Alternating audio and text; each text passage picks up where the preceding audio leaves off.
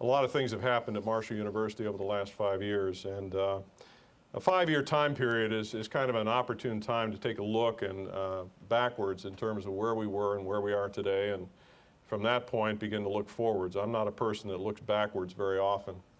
It gets you in a lot of trouble when you do, but it's something I'm very proud of, and the people that work very closely with me, as well as people across the university, are very proud to see what's happening at the university. And I'm very, very grateful to Marshall University.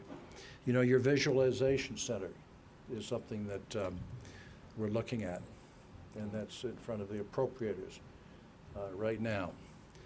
And I care about that because I care about coal monies and I care about Marshall moving forward. You are doing that in so many areas, in forensics, all kinds of things, and you've done that, frankly, partly because of the appropriations process and because of your own dynamic alumni and your student body and your own leadership. If you look at the impact from the point of view of state investments, every dollar that the state invests in Marshall University in state appropriations, we turn around and return over $20 back to the state in terms of economic impact. It's important not only for the university to get up here and meet with their elected representatives, but also for members of the delegation to hear what's going on, all the great things going on at the various colleges. So I think it's a wonderful opportunity.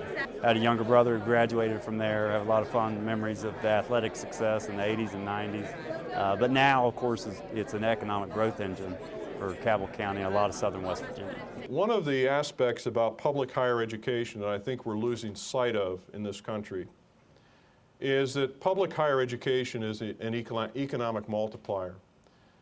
And by that I mean it takes the investment that taxpayers make in public higher education and multiplies it many-fold in terms of the return, in terms of actual cash return, as well as other economic impact aspects to the state and the region and the nation. And when you put it in that equation and you begin to start thinking about higher education a little differently, you begin to start realizing that when we invest in public higher education, society, our nation, our states, our communities benefit tremendously from those investments, both directly and indirectly. It gives Dr. Kopp an opportunity to not only visit with alumni in the D.C. area, but also with his many supporters on Capitol Hill, in the Congressional delegation, and in our staffs. And it's very important to have this open communication. This Marshall reception and State of the University address is important to keep us all updated on what Dr. Kopp's doing at the university. I believe that the higher the expectations we set, and we don't want to be ridiculous about them, but we need to honestly believe that if we set them, we're going to achieve them, and we have. 5 years ago, when we talked about all the plans for the future, people looked at me and said, gee, that's nice. I think I've heard this before. But when you deliver, when you actually show people that those dreams or those expectations have been fulfilled, maybe not entirely, but almost, suddenly those dreams become believable. And those aspirations are seen as attainable. And that's what we're doing at Marshall University. This is extremely important for us here in Washington and all the Marshall grads and those who have family members that have been students at Marshall. It just shows the progression of the university. Dr. Kopp is wonderful to include all of us in the plans for the future. And I think it really makes us feel like we're a part of Marshall, even though they're bringing Marshall to us.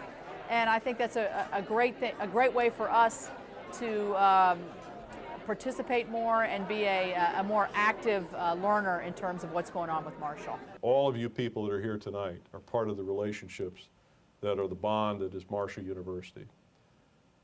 Whether you're an alumnus, whether you're a friend, whether you're a staff member in the congressional offices, whatever, you mean a great deal to us.